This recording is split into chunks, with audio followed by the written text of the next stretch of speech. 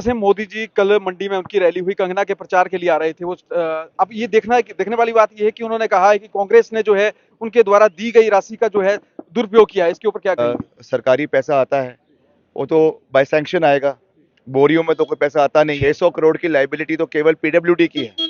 तो ये तो ऊंट के मुंह में जीरे के बराबर है। बॉलीवुड में अपने नाम कमाया है कंगना जी, लेकिन कंगना जी कहीं ना कहीं अगर राजनीति की बात करते हैं तो उन्हें इस तरह का नॉलेज नहीं है, क्योंकि आपकी पृष्ठभूमि जो है राजनीतिक रही है। हमने किस मुद्दे पे लड़ाई लड़नी है, क्या करना है, कैसे आगे बढ़ना है, वो मैं उन मुद्दों के लेकर मैं लोगों के बीच में जा रहा हूँ। कहा जैसे स्मार्ट सिटी बनाने की बात है मंडी शहर के लिए, वो हम बनाएंगे। हमने कहा है कि हम आने वाले समय में रेल कनेक्टिविटी को मंडी से जोड़ेंगे। हमने कहा है कि हम भूभुजोर टनल का निर्माण करवाएंगे, होली उतराला सड़क का निर्माण करवाएंगे। मेरा युवाओं से ये निवेदन है कि आप सब पढ़े लिखे हैं, आप सब मुद्दों को जानते हैं, आपने हमारी कार्यशैली को भी देखा है, और जो भाजपा की प्रत्याशी है उनकी क्या कार्यशैली है, क्या वो बोलती हैं, क्या वो करती हैं, क्या उनकी जानकारी है, हर चीज़ आपने देखी है। और सबसे बड़ी बात है कि हम आपके साथ खड़े हैं, हर परिस्थिति में आपके साथ खड़े हैं। बुरे दिन में भी हम आपके साथ खड़े थे। नमस्कार, खबर खास टीवी में आप सभी दर्शकों का स्वागत है। मैं मनीष ठाकुर भी मौजूद है जोगिंदरनगर विधानसभा क्षेत्र के भड़ोल क्षेत्र में, और मैं आपको बता दूं कि आज मंडी संसदीय क्षेत्र के कांग्रेस के उम्मीदवार विक्रम आदित्य जी हमारे साथ मौजूद हैं। सबसे पहले आपका बहुत बहुत स्वागत है खबर खास टीवी में। बहुत बहुत धन्यवाद। जिस तरह से मंडी संसदीय क्षेत्र से आप चुनाव लड़ रहे हैं और जिस तरह से सबसे युवा मंत्री आप बने हैं, और जिस तरह से आप किस तरह देखते हैं इन इलेक्शनों को? नहीं, मैं इलेक्शंस को विकास की दृष्टि से देखता हूं, और मंडी संसदीय क्षेत्र हमेशा से विकास कार्यों में अव्वल रहा है। कांग्रेस पार्टी की सरकार ने अभूतपूर्व विकास यहाँ करवाया है।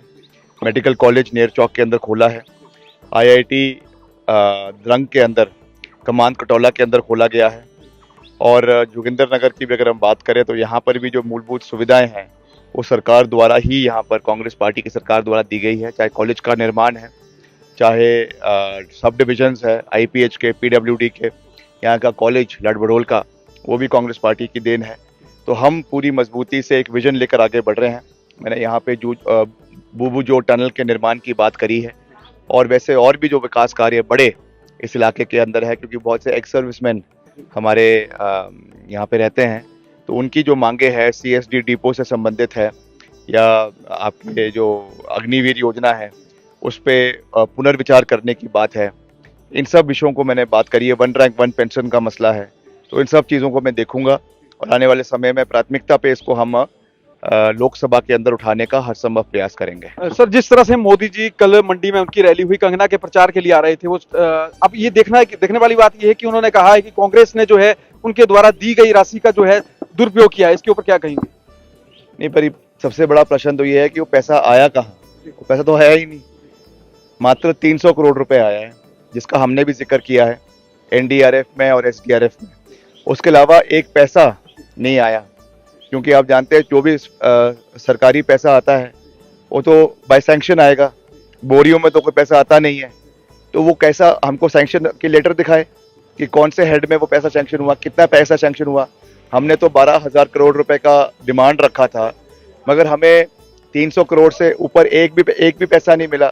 और जो 300 करोड़ मिला भी है वो ऑलरेडी जो डिपार्टमेंट का इतना खर्चा हुआ है, नई मशीन्स ली गई है, जगह जगह पे रोड मुरम्मत की गई है। 600 करोड़ की लाइबिलिटी तो केवल PWD की है। तो ये तो ऊंट के मुंह में जीरे के बराबर है। सर, जिस तरह से आपका मुकाबला जो है सीधे तौर पर एक सेलिब्रिटी से, और हम कहेंगे जिसने बॉलीवुड में अपने नाम कमाया है, कंगना जी, लेकिन कंगना जी कहीं ना कहीं अगर राजनीति की बात करते हैं तो उन्हें इस तरह का नॉलेज नहीं है, क्योंकि आपकी पृष्ठभूमि जो है राजनीतिक रही है। और कंगना जी कहती हैं कि 2014 में देश आजाद हुआ। एक इंटरव्यू में हमने सुना कि उन्होंने कहा कि 60 साल देश आजाद हुए। 2-3 दिन पहले उन्होंने इंटरव्यू कहा था। कैसे देखते हैं इस मुकाबले को आप? देखिए, मैं ये नहीं देखता हूँ कि मेरी लड़ाई किसके साथ है। भाजपा का जो भी प्रत्याशी, मुझे फर्क नहीं पड़ता है। मेरे मुद्दे बिल्कुल क्लियर है, मेरा विजन बिल्कुल क्लियर है। हमने किस मुद्दे पे लड़ाई लड़नी है, क्या करना है, कैसे आगे बढ़ना है, वो मैं उन मुद्दों के लेकर मैं लोगों के बीच में जा रहा हूँ। जिन व्यक्ति की आप बात कर रहे हैं वो आई हैं, और उन्होंने 4 जून को वापस मुंबई चले जाना है। आखिरी में सर, अगर आप जीतते हैं इस इलेक्शन को, मंडी के लिए आपकी क्या सोच है? क्या कुछ नया मंडी के लिए करना चाहते हैं? मैंने कहा जैसे स्मार्ट सिटी बनाने की बात है मंडी शहर के लिए, वो हम बनाएंगे। हमने कहा है कि हम आने वाले समय में रेल कनेक्टिविटी को मंडी से जोड़ेंगे। हमने कहा है कि हम भूभुजों टनल का निर्माण करवाएंगे, होली उतराला सड़क का निर्माण करवाएंगे। आपके जो तीसा का इलाका है उसको पांगी वैली से जोड़ने के लिए टनल का निर्माण करवाएंगे।